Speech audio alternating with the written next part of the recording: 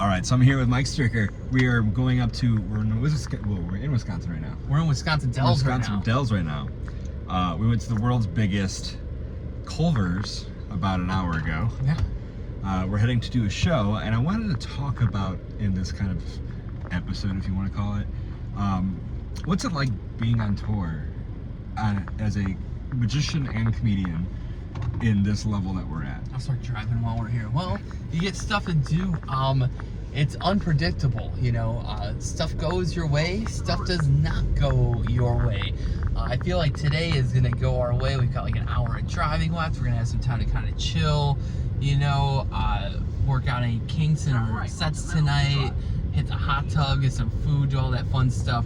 Tomorrow's show has already been canceled, so we're gonna be kind of scrambling to see if there's a scenario where we can find a replacement show on one day's notice, which is not an easy thing to do, but if you've got a good attitude, you can do a lot of different things. So we're gonna pretend like we're going to this gas station so we can do a subtle turnaround. Yeah, look at that. It's fun because you can have really great crowds. You might have some like boring crowds, but you make the best of things. Always just go in not expecting anything great, and then let life surprise you. I guess a good way to describe touring at this level. You get to see some new cities, some places you've seen before, some you haven't, make some new friends, and kind of ingrain a little life memory in your brain of driving down this highway, doing this kind of stuff with your friends, like Keelan over here. I also have to lead off on, like, I should have led with this. Mike has performed all the states, so that's why I have him for this episode of How Is This Like? I just find it interesting because when people ask, like, myself, like, how is touring like, they usually like don't like it's this, where it's dudes in a small SUV traveling the country drinking liquid deaths and whatever we can get from a gas station to get to the next spot, just living out of continental breakfasts. And we are not endorsed or sponsored by Liquid Death, but Liquid Death, if you see this and you want to send us some mangoes or some squeeze of deaths, we love this stuff. We would love to do it. I drink these on the road all the time. Yeah, you know, it just depends on how many people you have with you too. I mean, the reality is that we don't have the equipment of a band, so you don't need a giant tour bus. You know, we get hotel rooms. We don't have to sleep in the tour bus. We sleep in hotels. We bring a couple days worth of stuff and we go out and we do the thing, and then, you know, we regroup and do the next one. So, you know, if it was something where we were out for, you know, 20, 30, 40 days at a time, which, you know, is a thing, you know, it might be a different scenario, but we're doing 2-3 night long weekends, sometimes 4.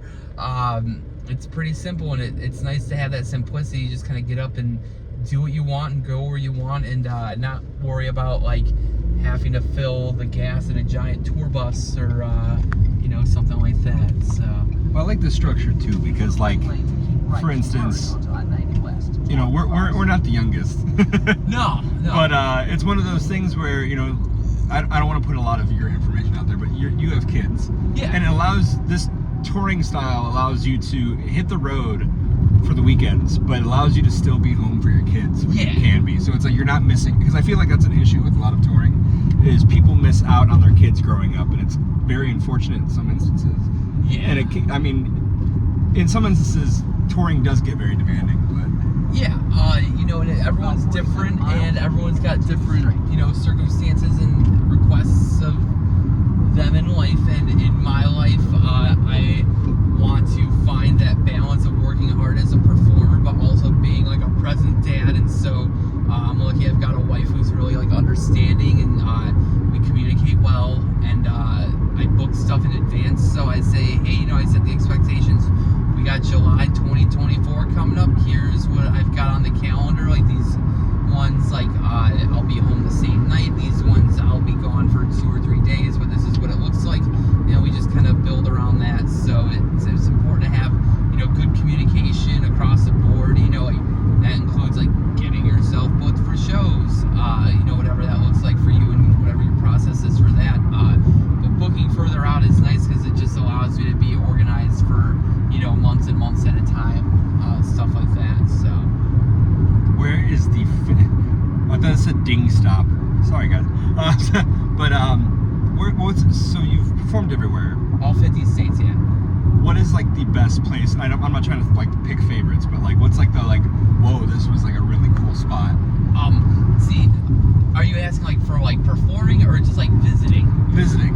All right, because like the answer is different from like performing to visiting. But visiting, there's a couple really good ones. I thought Hawaii was probably a personal favorite. Like Oahu was awesome.